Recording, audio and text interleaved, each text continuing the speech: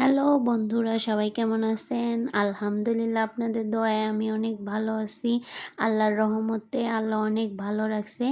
Video শুরুতে একটু ঢং করে ড্রেসটা দেখাই নিচ্ছি।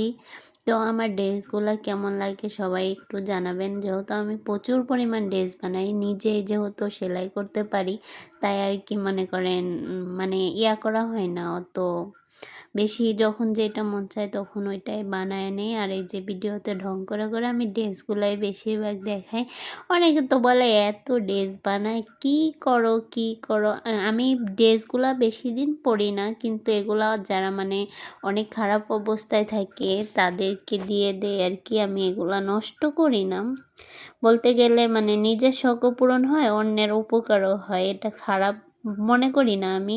অনেকে আবার খারাপভাবে নিতে পারে বা নেয়ও, তাতে আমার কোনো যায় আসে না। আমি যেমন আমি ওই রকমই। আমি কারো মনের মতো হইতে চাই না, কারো মনের মতো কেউ হইতে পারে না।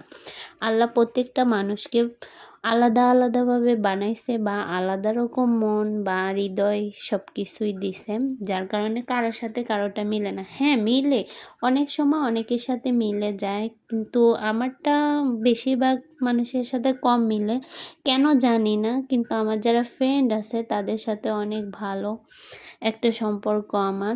ভিডিও দেখলেই হয়তো বা বুঝতে পারেন। আর এখানে আমি একটু মানে রুমটা পরিষ্কার করতেছিলাম, ভাবলাম একটা শ্যুট নিয়ে নেই, যেহেতু আমার আজকে বন্ধ ছিল না। আজকে শুক্রবার, মানে 30 তারিখ সম্ভবত, আমার ঠিক খেয়াল নেই। যাই হোক, পরে আমি আজকে এই শ্যুটটা নিচ্ছি, আজকে আর কি ভয়েসটা দিচ্ছি। আর এই ভিডিওটা নিছিল, ক্যামেরাম্যান হিসাবে ছিল আমার বড় ভাই। যাই হোক, আমার ভাইয়ের সাথে আমি ফ্রেন্ডের মতো চলাফেরা করি, যার কারণে আমার অত নার্ভাসও লাগে না। মানে আমার বেশিরভাগ মানে লং ভিডিও শ্যুটগুলো আমার ভাইয়াকে দিয়েই নেওয়াই।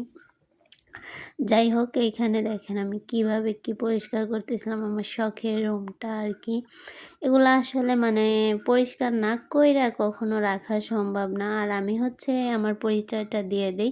আমি হচ্ছে পাবনা জেলার মেয়ে, আর বর্তমান অবস্থান আছে গাজীপুরে। আমার পরিচিত লোকজনই আমার ভিডিও বেশি দেখে, আর তারা তো অনেক জ্ঞানও দেয় যে এগুলা ভালো না, কেন করো, কয় টাকায় ইনকাম করো। ভাই ভিডিও করলেই বোঝা যায় যে এখানে মানুষ ইনকাম ভিডিও শুরুতেই করে না, করতে করতেই ইনকাম আসে। যদি কারো ভিডিও ভালো লাগে তাহলেই তো দেখে। আর যারা আমাদের এই কথাগুলো বলে, আমরা তো মাইন্ডও করি না। কারণ কি, তাদের কাছে যদি ভালো না লাগতো তাহলে আমার ভিডিওগুলো দেখতো না। ভালো লাগে বিধায়ই দেখে।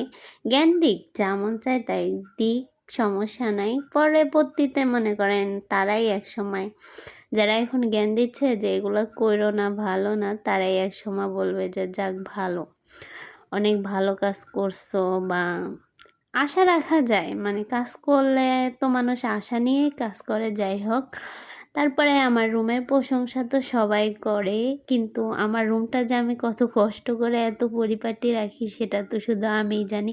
আর এখন যেহেতু ভিডিও করি, ভাবি যে মানে একটু একটু শেয়ার করি। মানে শুধু উপরটা দেখলে হয়, ভিতরটাও দেখতে হবে, যে কোনো কিছুই এত সহজ না যত সহজভাবে আমরা নেই।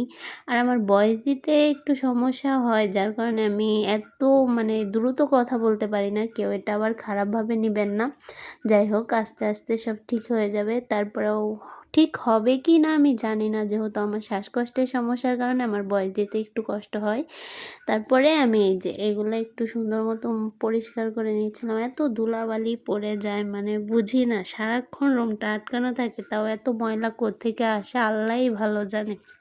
যেটা দিয়ে পরিষ্কার করতেছিলাম এটা একসময় আমার অনেক পছন্দের একটা গেঞ্জি ছিল। যাই হোক, এটা আমি বাসায় পরতাম। গেঞ্জি বলতে টপ ছিল। যাই হোক, মানে অনেক অনেক পছন্দের। আমি এটা অনেক পরছি, কারণ অনেক আরামদায়ক ছিল। যাই হোক, এটা এখন অনেক পুরানো হয়ে গেছে, যার কারণে আমি এটা ফার্নিচার মোছার কাজে লাগাচ্ছি। আমার মতো কারা কারা এরকম করেন অবশ্যই জানাবেন। মেয়ে মানুষের সৌন্দর্য শুধু শরীরে নয়, মনেও থাকতে হবে। যেরকম মনটা সুন্দর হইলে তাহলে আপনার রুমটা পরিপাটি হবে। রুমটা পরিপাটি থাকলে মন অল টাইম ফ্রেশ থাকবে, সারাদিনের ক্লান্তি দূর হয়ে যাবে ভাই রুমে ঢুকলে। আমি সবাইকে একটা কথাই বলবো, নিজের রুমটাকে পরিপাটি করেন, দেখেন বাসায় ফেরার পরে আপনি আলাদা একটা শান্তি পাবেন মনে, রুমে ঢোকার পরেই। যেরকমটা আমি পাই, আমি না পাইলে আমি এরকম পরিপাটি রাখতাম না। যাই হোক, তারপরে আমি এখানে একটু ঝাড়ু দিচ্ছিলাম। কেউ আর খারাপভাবে নেবে না, ঝাড়ু সবাই দেয় ভাই, যারা ভিডিও করে তাদেরটা দেখা যায়, যারা করে না তাদেরটা দেখা যায় না, এটুকুই পার্থক্য। তারপরে আমার সারা রুম পরিষ্কার করার পরে আমি একটু